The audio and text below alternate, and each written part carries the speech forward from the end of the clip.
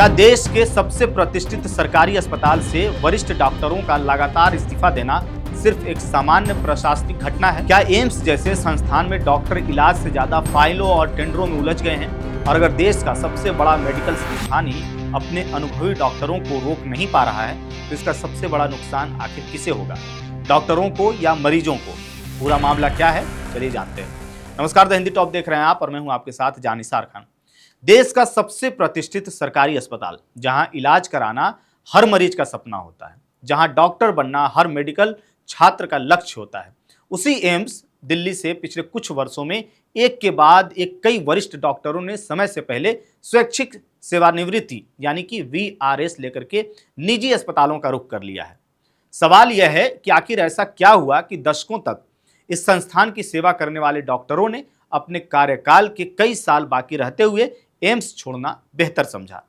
और अगर इन डॉक्टरों के दावों में सच्चाई है, जो आगे मैं जिक्र करूंगा, तो क्या यह सिर्फ एक संस्थान का संकट है या पूरे सरकारी स्वास्थ्य तंत्र के लिए चेतावनी भी है? दरअसल द प्रिंट की एक विस्तृत रिपोर्ट इस पर सामने आई है। रिपोर्ट के अनुसार 2023 से 2025 के बीच आपको बताएं कि एम्स दिल्ली के कम से कम 15 वरिष्ठ फैकल्टी सदस्य, जिसमें विभागाध्यक्ष और प्रोफेसर शामिल थे, उन्होंने स्वैच्छिक सेवानिवृत्ति लेकर के संस्थान से छुट्टी ले ली है। इनमें से अधिकांश ने बाद में निजी अस्पतालों में काम शुरू कर दिया। इन डॉक्टरों में कार्डियोथोरेसिक एंड वेस्कुलर सर्जरी विभाग के प्रमुख रहे डॉक्टर शिव कुमार चौधरी भी शामिल हैं।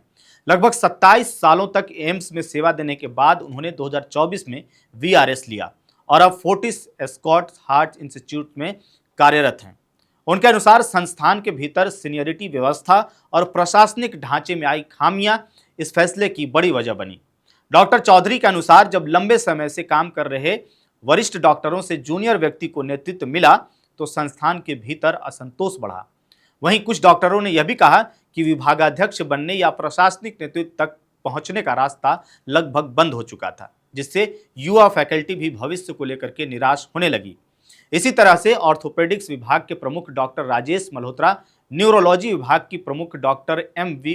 पद्मा, कार्डियोलॉजी विभाग के प्रमुख डॉक्टर बलराम भार्गव और सर्जिकल ऑन्कोलॉजी विभाग के प्रमुख डॉक्टर एस.वी.एस. देव जैसे वरिष्ठ डॉक्टरों ने भी लगभग 30 से 31 साल की सेवा के बाद समय से पहले संस्थान छोड़ दिया। रिपोर्ट के मुताबिक आपको बताएं कि अधिकांश डॉक्टरों ने आधिकारिक दस्तावेजों में व्यक्तिगत कारण लिखे, लेकिन बातचीत में उन्होंने कई गंभीर समस्याओं की ओर इशारा किया।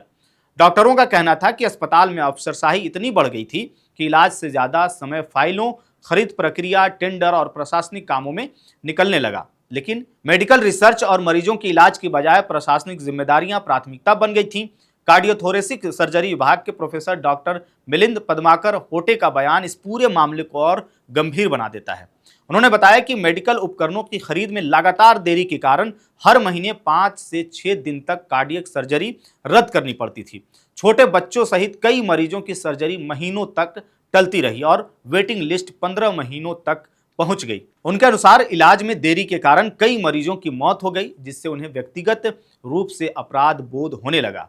यानी यहाँ पर सवाल केवल डॉक्टरों के नौकरी छोड़ने का नहीं है, बड़ा सवाल यह भी है कि यदि वरिष्ठ डॉक्टर प्रशासनिक बाधाओं के कारण मरीजों का समय पर इलाज नहीं कर पा रहे थे तो इसका असर सीधे देश की स्वास्थ्य व्यवस्था और आम मरीजों पर पड़ा होगा। और जैसा कि उन्होंने बताया भी, रिपोर्ट में आपको बता दें कि वेतन का मुद्दा भी सामने आया।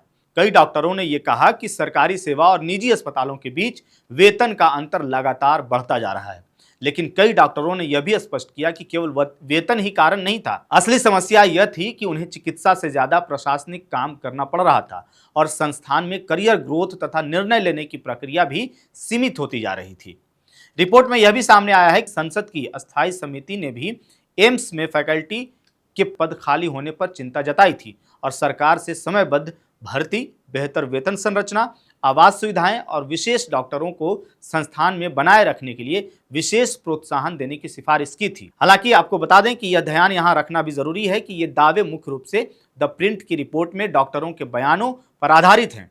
एम्स प्रशासन की ओर से इस रिपोर्ट पर विस्तृत सार्वजनिक प्रतिक्रिया सामने नहीं आई है। वहीं अगर इतने बड़े स्तर पर अनुभवी डॉक्टर लगातार संस्थान छोड़ रहे हैं तो यह निश्चित रूप से नीति निर्माताओं और स्वास्थ्य मंत्रालय के लिए चिंता का विषय है, क्योंकि एम्स केवल एक अस्पताल नहीं बल्कि पूरे देश की चिकित्सा, शिक्षा और स्वास्थ्य व्यवस्था का सबसे बड़ा संस्थान माना जाता है। ऐसे में बड़ा सवाल यही है कि अगर देश का सबसे प्रतिष्ठित सरकारी अस्पताल अपने अनुभवी डॉक्टरों को रोक नहीं पा रहा है तो आखिर जिम्मेदार कौन है?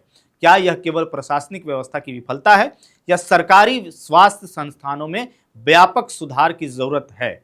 और सबसे अहम कि अगर एम्स में इलाज से ज्यादा फाइलों का दबाव रहेगा और नीतियों पर बात नहीं होगी तो इसका सबसे बड़ा नुकसान आखिर किसे होगा? डॉक्टरों को, सरकार को या उस आम मरीज को जो एम्स में जिंदगी की आखिरी उम्मीद लेकर के पहुंचता है?